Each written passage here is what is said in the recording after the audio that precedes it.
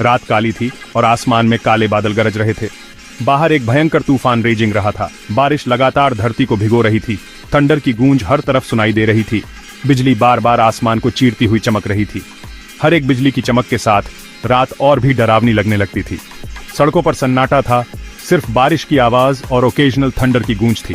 इस तूफानी रात में रावी नाम का एक थका हुआ ट्रैवलर अपनी कार चला रहा था। उसकी आंखों में थकान साफ झलक रही थी और हर गुजरते मिनट के साथ उसकी बेचैनी बढ़ती जा रही थी। वह डेस्परेटली शेल्टर ढूंढ रहा था क्योंकि बाहर का मौसम और भी खतरनाक होता जा रहा था।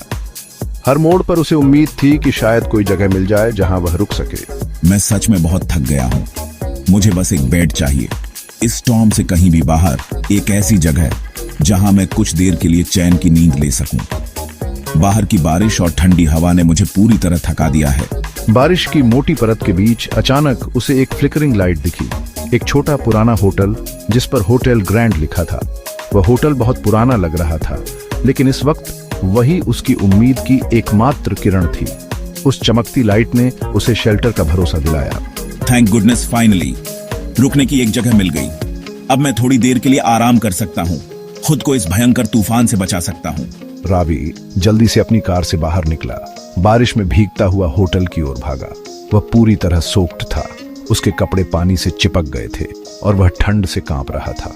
होटल की डिम शांत लॉबी में घुसते ही उसे गीली लकड़ी और धूल की पुरानी गंध महसूस हुई, लेकिन उस समय वही जगह उसे सबसे सुरक्षित लगी।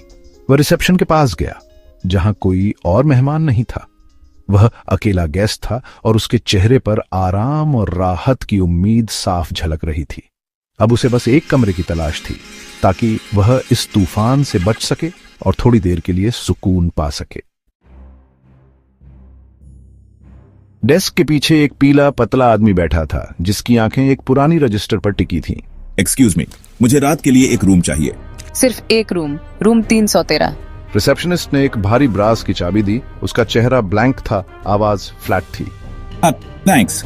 चाबी रावी के हाथ में ठंडी लगी।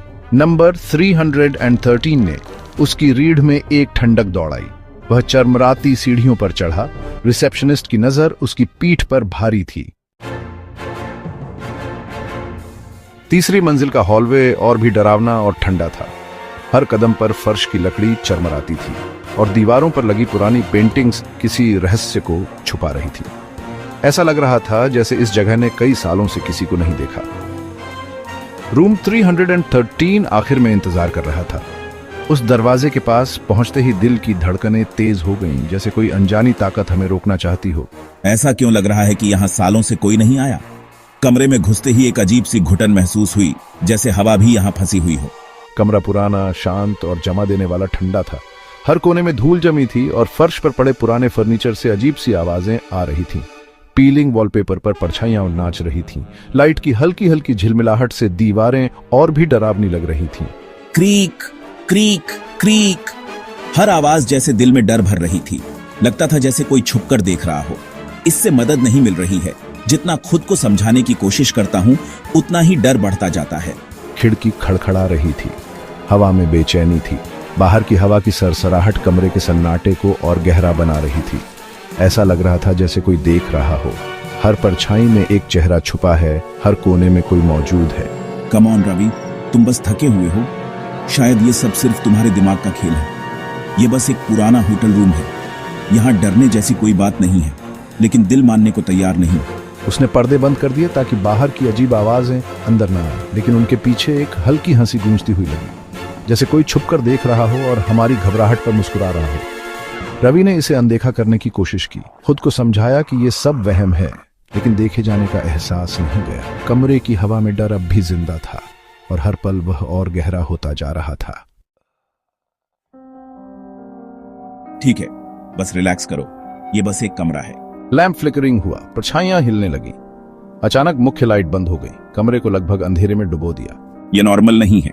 बाथरूम में नल काम नहीं कर रहा था जब तक कि वह अपने आप चालू नहीं हो गया। भाप ने शीशे को धुंधला कर दिया और एक शब्द दिखाई दिया, लीव। नहीं, ये सच नहीं हो सकता। रवि लड़खड़ाकर पीछे हटा। पैनिक बढ़ रहा था। उसने अपना सामान पकड़ा, भागने के लिए तैयार।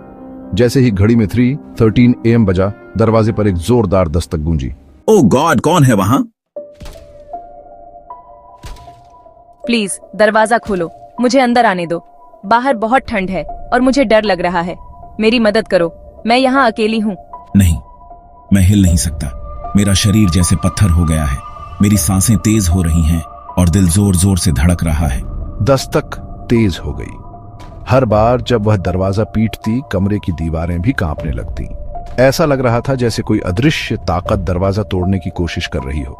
अचानक एक सफेद गाउन में एक महिला बिस्तर पर दिखाई दी। उसका चेहरा आधा छिपा हुआ था, भयानक रूप से जला हुआ। उसकी आंखों में गहरी उदासी और गुस्सा दोनों झलक रहे थे। यह मेरा कमरा है, यहाँ कोई और नहीं रह सकता। अभी जाओ, वरना मैं तुम्हें यहीं रोक दूंगी, बिल्कुल मेरी तरह। मेरी आत्मा को चैन नहीं है और मैं किसी को भी यहाँ चैन से नहीं रहने दूंगी। वह गायब हो गई। कमरे में अचानक सन्नाटा छा गया, जैसे कुछ हुआ ही ना हो। लेकिन हवा में अब भी उसकी मौजूदगी महसूस हो रही थी। रवि चिल्लाया, कमरे से भागा और लॉबी की ओर भागा। उसके कदमों की आवाज सुनसान गलियारे में गूंज रही थी। रिसेप्शनिस्ट इंतजार कर रहा था, अचंभित नहीं, मानो उसे पहले से सब पता हो। मेरे कमरे में एक महिला थी। उसका चेहरा वह जला हुआ था। उसकी आंखें मुझे घूर रही थीं, जैसे कुछ कहना चाहती हूं। उसने कहा कि यह उसका कमरा था। उसकी आवाज अब भी मेरे कानों में गूंज रही है। रिसेप्शनिस्ट ने उसे एक फोटो दिखाई। वही महिला, कभी खूबसूरत, फिर आग से स्कार्ड। उसकी कहानी होटल के हर कोने में बसी हुई थी। वह रूम 313 में मर गई थी। उसकी आत्मा अब भी यहाँ भटकती है, अपने कमरे की तलाश में। क्या तुम रूम